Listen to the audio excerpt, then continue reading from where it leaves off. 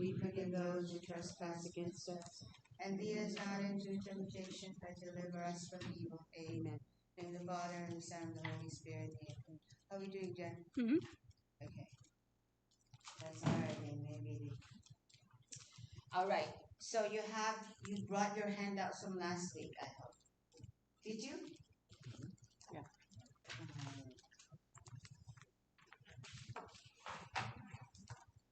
Did you read your handout from last week? I told you that's what we're going to do today, right? Okay, I'm going to give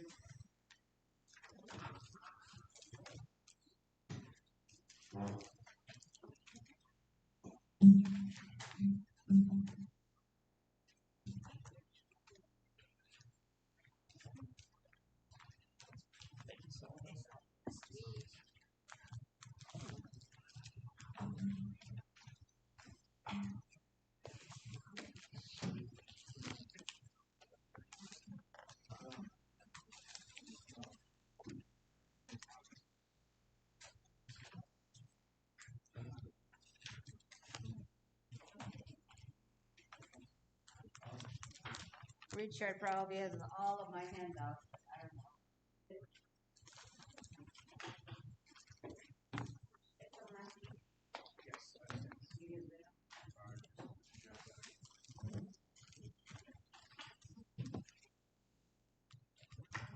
Okay, this is for Christians from last week. One more person. Okay, hold on. I think I do.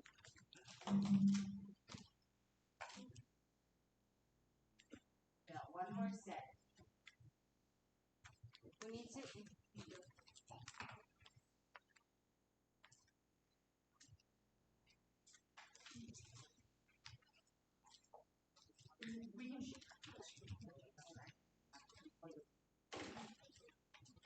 Okay, so before we start, I need to explain this. Then I have extras for this right up here. So for those who are preparing for baptism, tonight, are you able to come Saturday, the 16th? Who needs baptism? One, this one, two, three. Who else? So tonight, do not leave before, finding out what size robe you're going to get. Okay? You're going to wear that at the ceremony on Saturday. You need your sponsor with you. And it will be at 10 o'clock, be here at 9:30. It's a very special rite. It's called Rite of Acceptance. And you're not entering the church yet. People are worried. No, I'm not ready yet. No, you're not. It's the first rite that you do in the process of RCIA, the period that you were at, that you are right now, is called the inquiry period. We gave you a little bit. We gave you a few lessons, but this is commitment time, which is saying you are declaring now publicly in this rite of acceptance / welcoming. Rite of acceptance is for the non-baptized. Rite of welcoming is for the previously baptized. So the previously baptized do not wear purple robes, but you still come to this rite. So who's coming on Saturday? Just let me know. Okay, you will not wear a robe, but you will come with your sponsor or a proxy or somebody that could stand as your sponsor.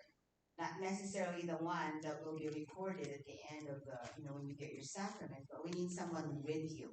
So if you can't find anybody, then let me know. I'll find you somebody. Okay? So anyways, you are not signing your name on the dotted line yet, like I said. But this rite of acceptance, you are now declaring publicly that you are going to pursue your search, your study in the Catholic faith. It's kind of like, when you meet somebody and then you like them, you need to get their phone number, and then you get together, and then now finally you decide to go. I'm dating myself when I say to go steady. You're not dating anybody else now. You decide to, take the risk, and you got to concentrate with this one person to just be together, Spend time together. That's what you're doing. So you're declaring your intention to become Catholic, continue the sessions, learning and asking, and then you declare that publicly, and then the whole church. The rite of acceptance happens not only at St. Anne's, it happens at every Catholic church that has a group like this. Now, the dates may vary, okay, but after the inquiry period, this is the first step, the first rite, and the whole church is declaring their pledge to you of prayer and support. They're accepting your intention, which is why it's called rite of acceptance. And rite of welcoming, because you've been baptized before, we're just welcoming you now into the fullness of the faith. Yes, you can still walk away. Like I said, this is only the first rite. You can still walk away. Remember when you're dating, that girl or that guy, he hasn't proposed yet. You're not engaged yet. You're just getting to know each other. Okay, that will come later. So this dating period, exclusive dating period, whereas before you were free, go and check other faiths and other churches, that's fine.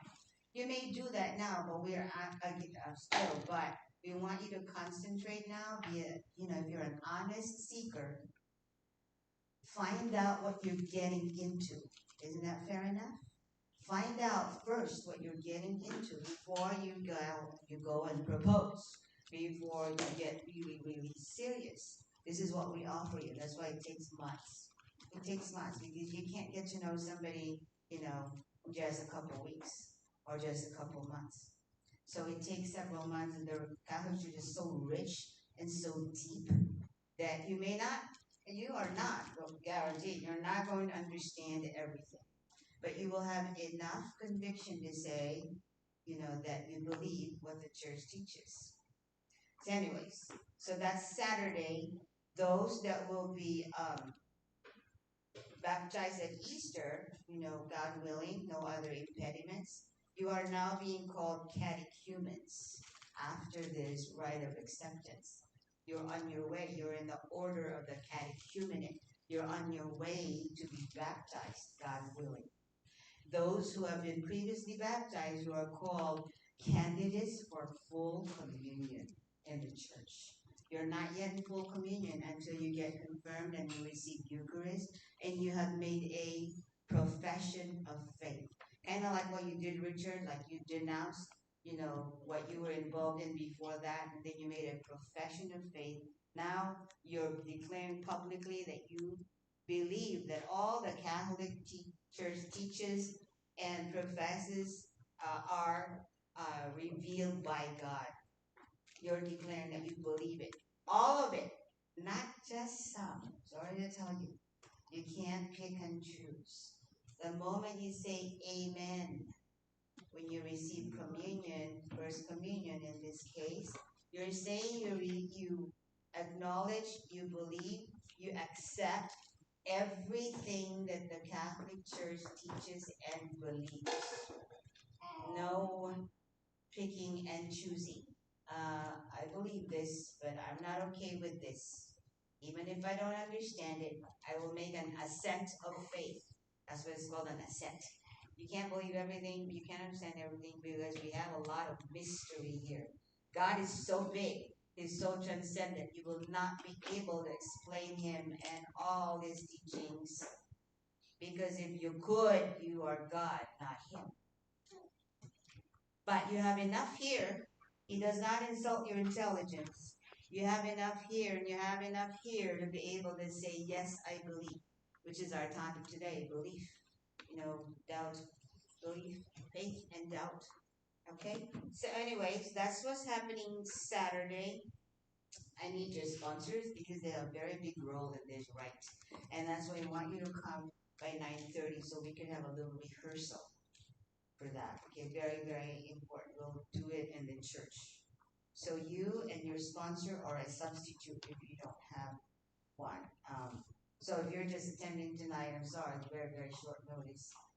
But if you cannot because you made, prior arrangements and you cannot postpone that or cancel that, I don't blame you.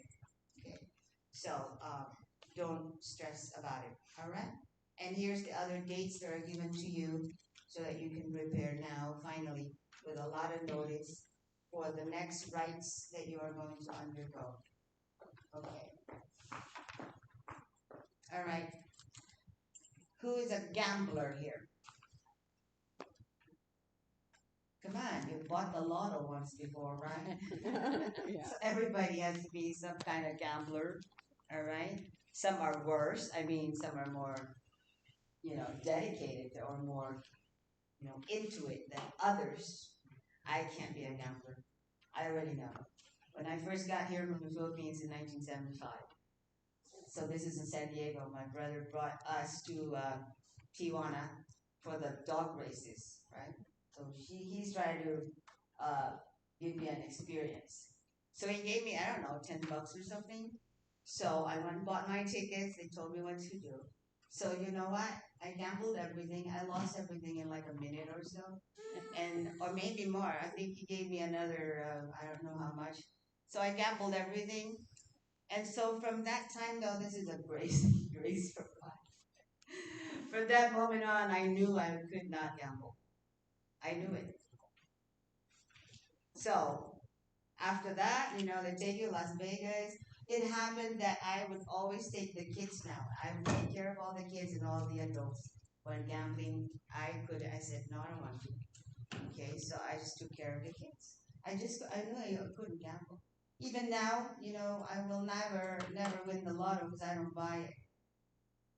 Now I know you guys. Lord, let me win this one. I'm gonna replace the roof of the church. I'm going to, open a soup kitchen or something, right? But I think the Lord knows what happens to me if I win anything big, so He doesn't let me win, right? And I never ask anyway, Lord, give me $1,000,000. He knows what I'm going to do with it. I'll probably ruin myself, go my merry way to hell with any kind of money, so He's not going to let me. Okay? But I knew from that, I told you, it's a moment of grace. I knew here that I cannot gamble. Now, my husband, on the other hand, is very lucky at blackjack. But he is. But no, me, no. All right. The reason I'm asking if you're a gambler, okay, is, okay, I know that you're here and of your own voluntary, conviction because you want to get closer to God. But one of the questions everywhere, especially in this culture now, is there really a God? Right? If He is there, why are all these bad things happening when He's supposed to be a good God? Why are all these bad things happening? Okay. Well, you have the classic, proofs of God. But I asked you if you're a gambler because we have what we call Pascal's wager, right? Who has, you know that, right? Who knows Pascal's wager, right? So basically, if you are a believer and if God exists, right? So you gain everything. If He doesn't exist, you're still a believer. He doesn't exist. You gain nothing, you lose nothing, right? So if you're not a believer and He exists, well, you've lost everything. And if you're not a believer and He doesn't exist, same thing, you gain nothing, you lose nothing, right? Okay, now let's flesh that out a little bit. What if you're a believer, okay, or somebody that you live your life, a righteous life? You live as if there is a God.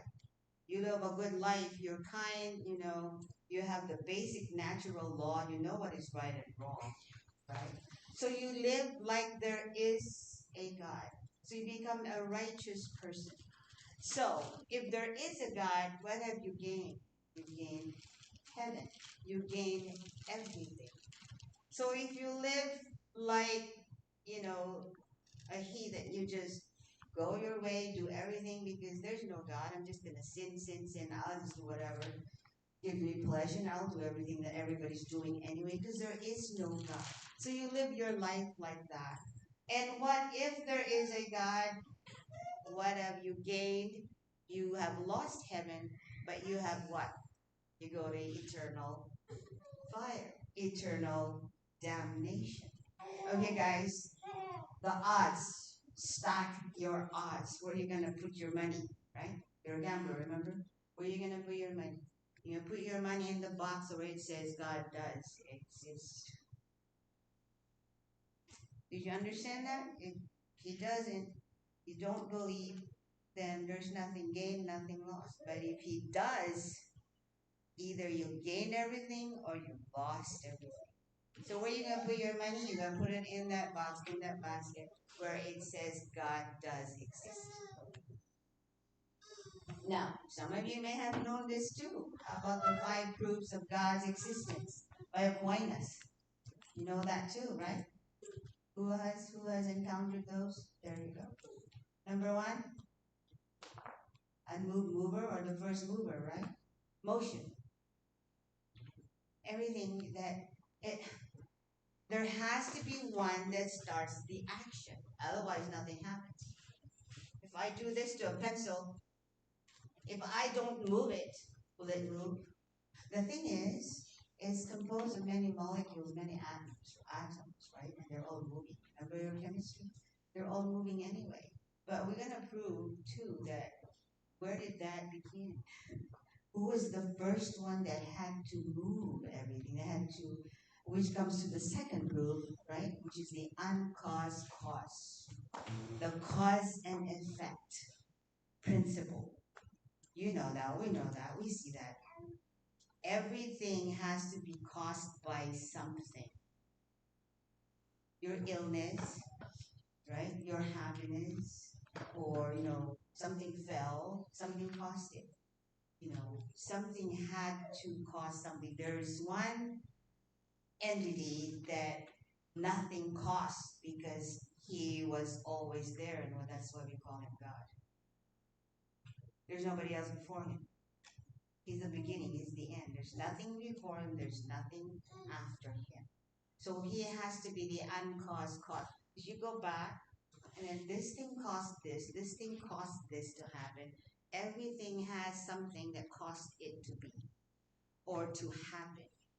The one that nothing caused because he was always there is God.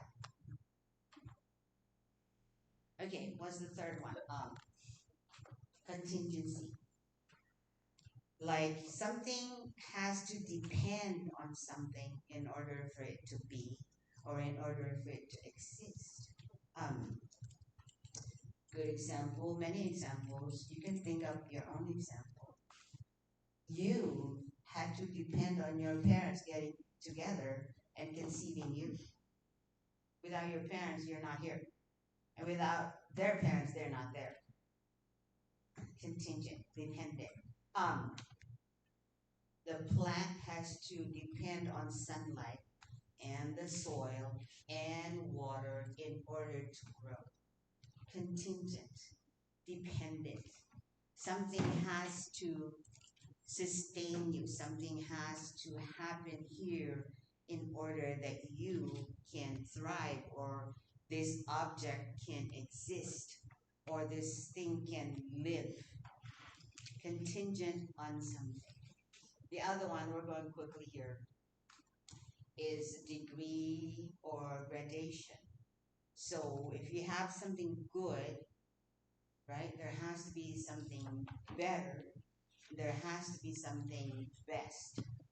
When it's cold, colder, coldest. Now, so you have the degrees, kind of like degrees of measurements.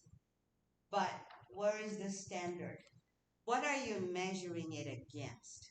So it's kind of like good, better, best. Or in other words, perfect. This perfect being who is the standard of everything, we measure everything against, we call him God. Degrees, gradation, of this. So every situation that we have cycles or we have levels. So we go up and up and up, and who is the standard? Is God. Can't go any higher. That would be God. The one, my favorite one, is intelligent design, or final purpose, or final goal, or final cause. Is intelligent design. And our biggest proof, you can't deny, is the world itself. the cosmos itself, the universe. What would happen if something went wrong with any of the natural forces of nature? There's an imbalance, right? And then everything is off. Chaos. Okay? So the sun goes up regularly or it sets. We know all the science behind this, right? So we have all these forces of nature. What happens if the pressure, why aren't we, compressed like this? And why aren't we exploding? Because the pressure within and without is all balanced. Isn't that wonderful? That's why I call intelligent design. Somebody so smart, so intelligent, has to regulate all these things that keep us in existence. One of the most common examples is, you have a bag of metals and gadgets and, plastic and metal and whatever materials you get, put it all in a bag, mix it up, and throw it over there, and out comes a laptop or out comes an airplane. Does that happen? Nothing happens by random, like that example. You can't just mix things up and then you do this, unless you're a magician. But if you're a magician that has sold his soul to the devil, yeah, that might happen. Because the devil is powerful. He may make that happen, but remember, it costs you your soul. Let's not get there for now. But anyways, this intelligent design. My favorite example, okay, my second favorite is the world and the cosmos and the stars. Remember? I mean, they shine. Think of the Milky Way. It's just one of a billion, trillion, 1 billion galaxies. We can't even fathom the size of it, right? Anyways, my favorite example, and that one's only second, the cosmos, is the human body itself. Do you ever think of this? This body, everything is the autonomic nervous system, let's just say, or the circulatory system, is happening without us being conscious of it. You're asleep, but all these processes are still going on inside you. Your brain's still working, your blood's still flowing, circulating. All the systems are still going without you even knowing it. Now something happens, gets out of whack, you get sick because something abnormal is happening. That's not it. I mean, another thing I'm so amazed at is, this, if you would think of it as a machine, is the only machine that will try to fix itself before it lets you know that something is wrong. Before you get a fever or any symptom that you are sick or there's something wrong in your system, before you even get that first symptom, this body has already been trying to repair itself inside. When it needs help, like it's so bad it needs an antibiotic or it needs emergency treatment, then it gives you signs that you can now feel, that you can know there's something really bad. You get a fever, first sign of infection, right? You get pain, sharp pain, But before you get to any of those symptoms, the body has already tried to repair itself. Isn't that amazing? It's amazing. I mean, just look at the cell, go to your chemistry again, just the functions of that cell. I mean, it's just so amazing. You get to those processes, physiology and all that. It's just so amazing. So don't even go outside yourself into the universe. Just in yourself, within you. The mechanics of how an eye operates, right? The mechanics of how you feel pain. How do you know that's hot or how do you know that's cold? I mean, all these neurons and nerve endings and everything that gives your brain signals and all these things. And then when something goes out of whack, thankfully, it's repairing itself before you even know. And then with the God's gift of intelligence, now you can go to a doctor who is smart and got all these studies, and now they can heal you by the grace of God. They were given those talents and those abilities. Because God created doctors too, right? We feel sick and go, Lord, I know you're going to heal me. I'm just going to stay here. I'm not going to the doctor because I know you're going to heal me. Wrong. The Lord created doctors too. So go do what you need to do. If you need emergency room care, you better go. Okay? The Lord could heal you through those doctors, or the Lord could heal you instantly. He's not beyond that. He's done that before. He can do that. But look, don't just sit there. Do something, and He will work through that. We hear of miracles all the time. So anyways, yes, we will have doubts because we're not in heaven yet. We will always have doubts. But who was it that said that 1,000 difficulties, like I have difficulty believing this. It just doesn't make sense right now. 1,000 difficulties does not make one doubt when it comes to the faith. I'm talking about big doubt, like I'm going to leave the faith. I'm not going to believe in God anymore. That's a big one. Okay? So we get those temptations all the time. It's normal for us because we don't understand. We're still, working through things. So that's where faith comes in, right? What is faith? Boy, can you define faith for me? Believing in something that you cannot explain. It's what's funny is you go grocery shopping, don't you? Of course you do. You get some canned goods over there or anything that's packaged, like those cookies or whatever. So you open that canned food. You know what? You buy it because the label says that's what is in it, but are you sure that's what's in it? You're exercising faith, aren't you?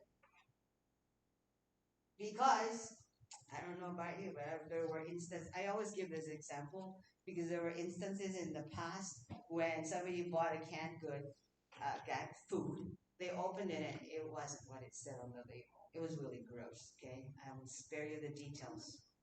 But obviously it was a factory defect, it was an old unclean factory and something else got in there that was not supposed to be the product. But you in good faith bought it because you believe what the label said. Are you exercising faith? Yes, now. Are you breathing in and out right now? Do you see the air that you're breathing in and out? You don't, but you believe it's there. It's there. You have faith that the sun will rise tomorrow.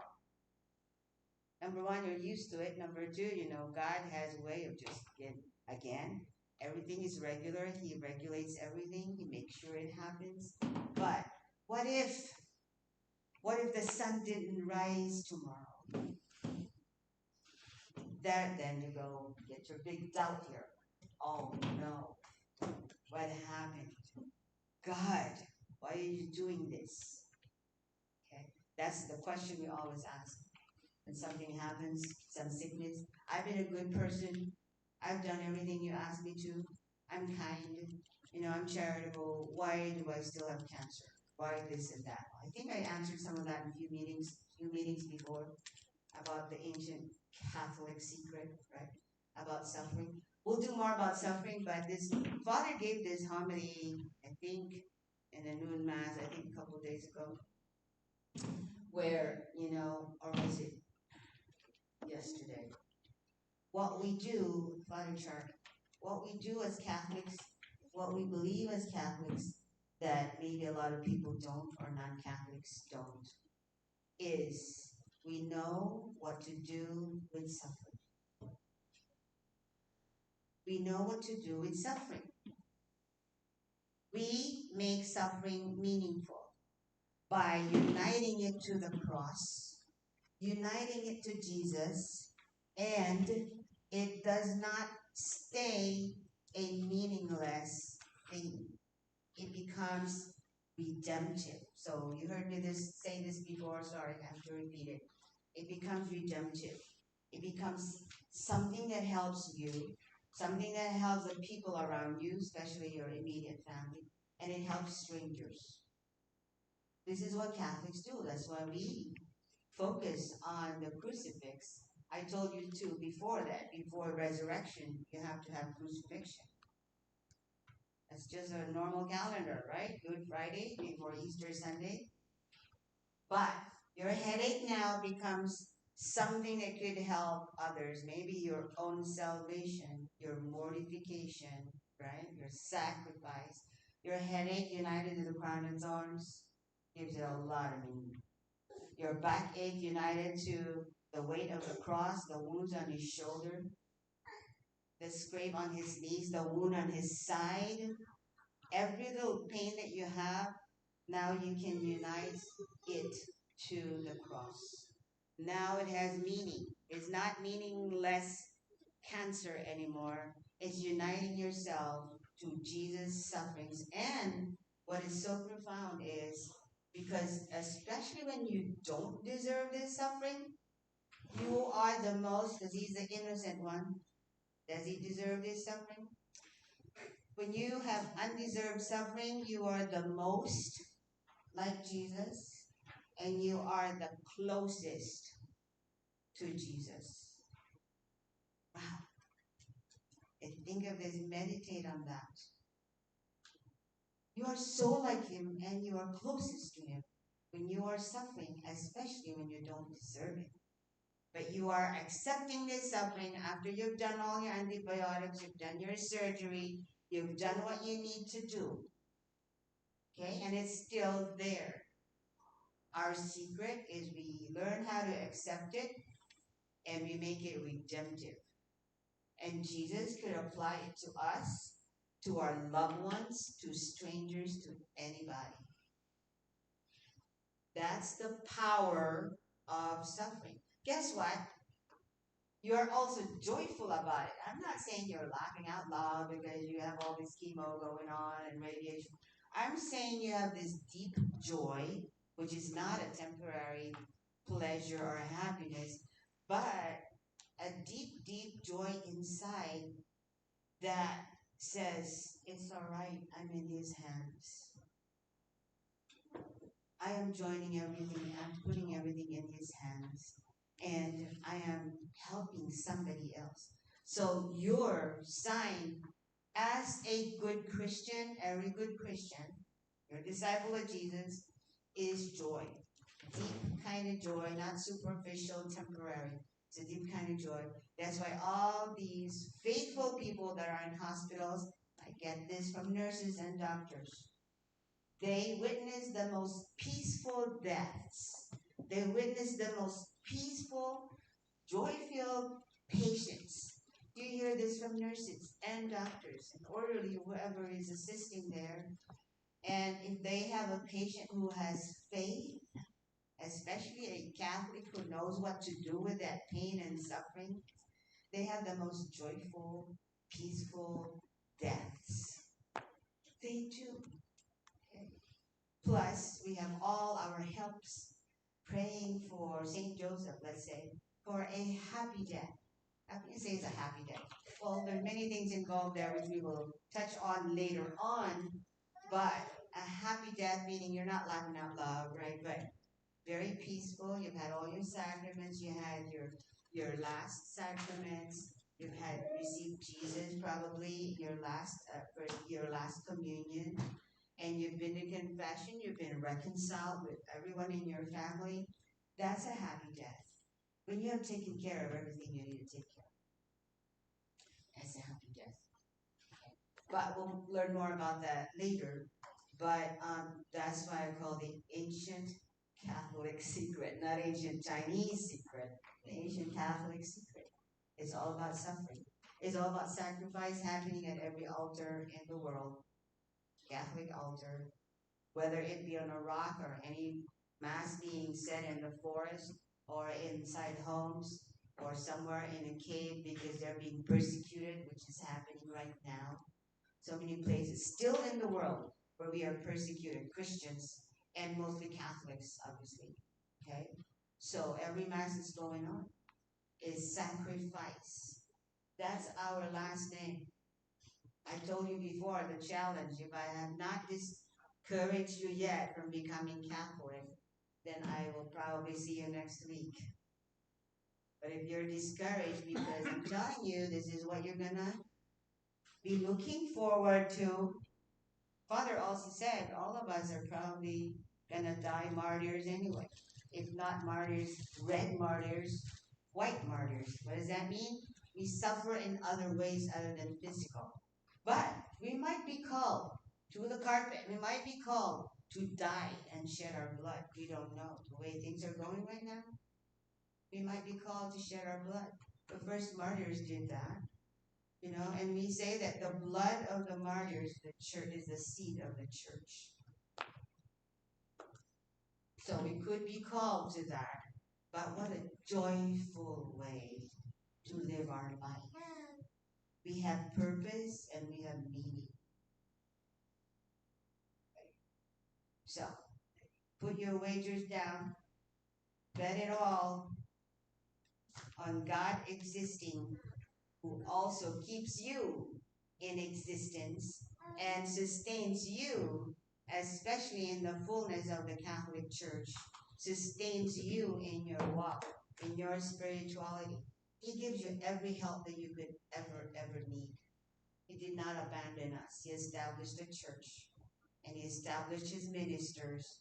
They have a way of passing down the faith, the full deposit of the faith, not just parts of it or watering it down. No matter how many bad apples we have, when we do. We have a lot of Judases, right? If Jesus had 1 out of 12, or one denied him 3 times, and one betrayed him, sold him for 30 pieces of silver. Jesus, his inner circle of 12. Can you imagine that? So what chances do we have being 1.372 billion Catholics? What are the chances we have the most sinners? Big. We're all sinners. But we have a lot of Judases. Okay, flip the coin. What are the chances we have the most saints? The most Mother Teresa's, the most John Paul II's, the most Saint Bellarmine, the most Saint Francis, the most Saint Therese, Saint Catherine. What are the chances? Big. Huge. All the martyrs you can think of. It's amazing. You don't hear of other martyrs, but because we, the Catholic Church, have a way of canonizing saints and declaring them as already in heaven. Now, I keep saying, are you saying that only Catholics are in heaven? I did not say that. I will never say that. Are there many Catholics in hell? Probably. A lot. Are there Protestants in heaven? A lot. Other people, whatever, in heaven. We don't know. Oh, God is the judge, right? He knows. I'm not going to worry about that. Okay? I'm not in the judging department. Father Rich would say, conversion and judgment are God's department. Father Rich would say, we are in sales, okay? We're in sales. The Holy Spirit, God, Jesus, they're the management. We are in sales. Okay.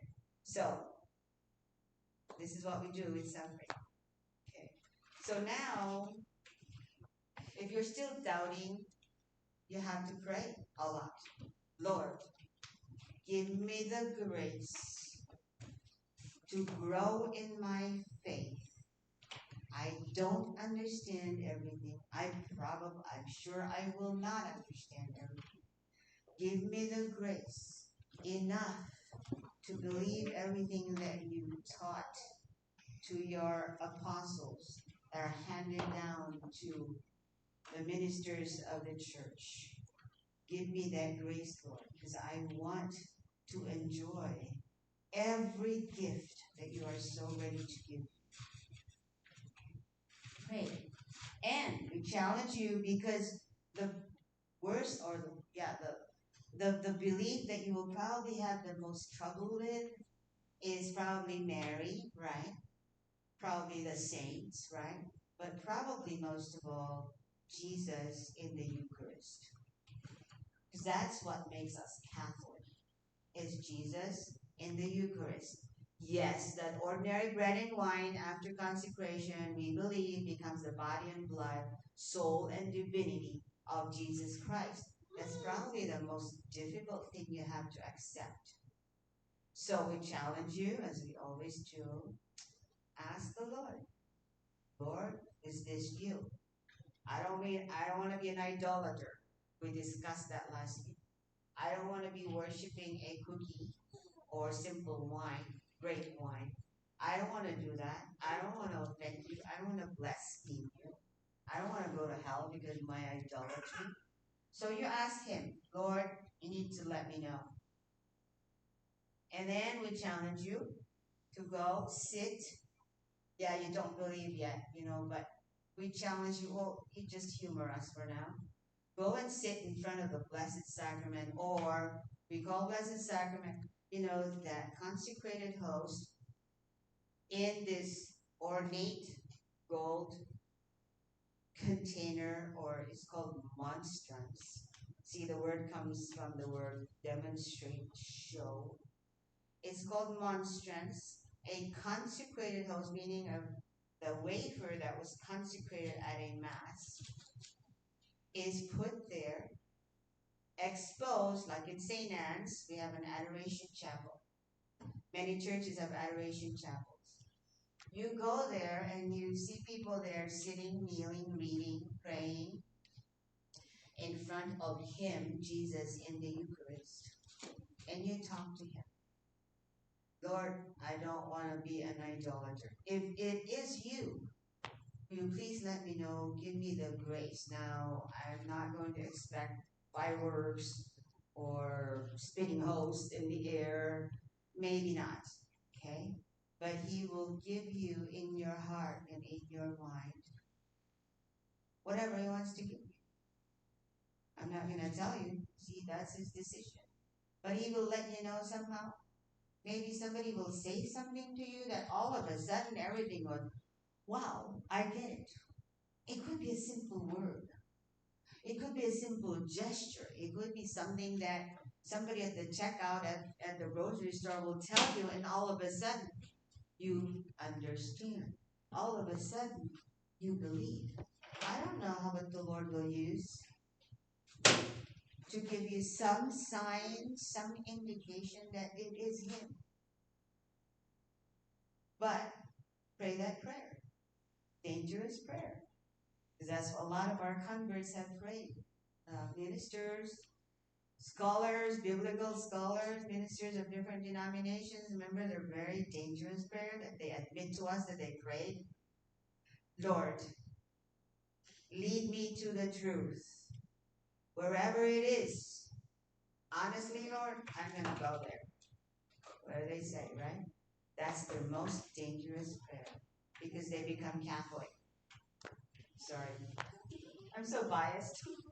But they told us that. They told us.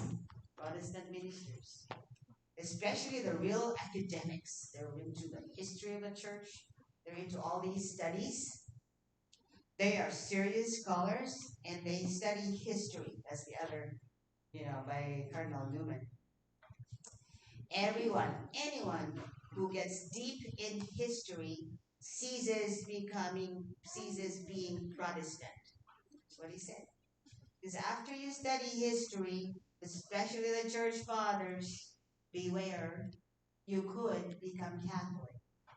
And I'm saying sooner or later you will become Catholic.